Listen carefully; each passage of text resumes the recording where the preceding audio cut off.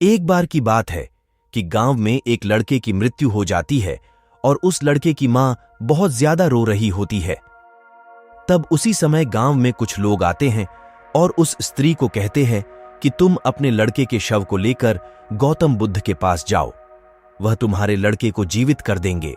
यह सुनकर वह स्त्री बहुत खुश होती है और गौतम बुद्ध के पास जाने के लिए तैयार हो जाती है। जिन लोगों ने उस स्त्री को गौतम बुद्ध के पास जाने की सलाह दी थी, असल में वह गौतम बुद्ध को नीचा दिखाना चाहते थे, क्योंकि वह लोग गौतम बुद्ध से नफरत करते थे। लेकिन उस स्त्री को इस बात की बिल्कुल भी जानकारी नहीं थी। उनके कहे अनुसार वह स्त्री गौतम बुद्ध के पास चली जाती है। उस समय वहां पर गौतम बुद्ध अपने शिष्यों को उपदेश दे रहे होते हैं। वह स्त्री सीधा गौतम बुद्ध के चरणों में जाकर अपने लड़के के मृत शव को रख देती है और कहती है कि मेरे बेटे की मृत्यु हो गई है। मुझे मालूम है कि आप इसे जिंदा कर सकते हैं। दुनिया में ऐसा कोई भी काम नहीं है जो आप नहीं कर सकते। आप परम ज्ञानी हैं। गौतम बुद्ध पहले उस स्त्री की बात सुनते रहे और वहां बैठे उनके शिष्य और अन्य लोग भी गौतम बुद्ध के जवाब का इंतजार करते रहे। थोड़ी देर बाद गौतम बुद्ध ने कहा कि ठीक है, मैं तुम्हारे पुत्र को जीवित कर दूंगा। यह सुनकर वहां बैठे सभी लोग हैरान हो जाते हैं कि क्या यह संभव है। फिर गौतम बुद्ध मृतक लड़के की मां को कहते हैं कि अपने पुत्र को अगर तुम जिंदा करना चाहती हो तो तुम्हें मेरा एक काम करना होगा।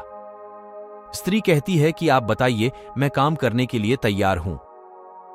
गौतम बुद्ध उसको कहते हैं कि तुम एक मुट्ठी भर गेहूं लेकर आओ, लेकिन गेहूं उसी घर से लाना है जिसके घर में कभी भी कोई मृत्यु नहीं हुई है।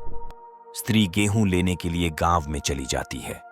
जब वह पहले घर में जाती है, गेहूं मिल जाता है, लेकिन उस घर में काफी समय पहले बुढ़े आदमी की मृत्यु हो चुकी होती है। ऐसे करते करते हुए काफी घरों में जाती है, लेकिन सभी घरों में कभी ना कभी किसी ना किसी की मृत्यु हुई होती है।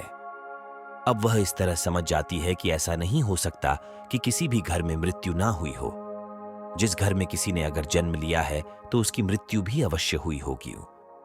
फिर वह स्त्री भी गौतम बुद्ध के पास चली जाती है और वहां जाकर गौतम बुद्ध के चरणों में जाकर बैठ जाती है और कहती है कि आपने कुछ भी नहीं कहा, लेकिन मैं सब समझ गई कि जिसका जन्म हुआ है उसकी मृत्यु भी अवश्य होगी। चाहे वह इंसान सुंदर हो, करूप हो, बूढ़ा हो, जवान हो, अगर उसने जन्म लिया है तो उसकी मृत्यु अवश्य होगी। मुझे इस बात का ज्ञान तो था, लेकिन मैं इस बात को मानने के लिए तैयार नहीं थी। अब मुझे यह बात समझ आ गई है और फिर वह स्त्री वहां से अपने बेटे की लाश को लेकर चली गई। अगर आपको यह कहानी अच्छी लगी हो तो मेरे चैनल को सब्सक्राइब करें और मेरे वीडियो को लाइक करें।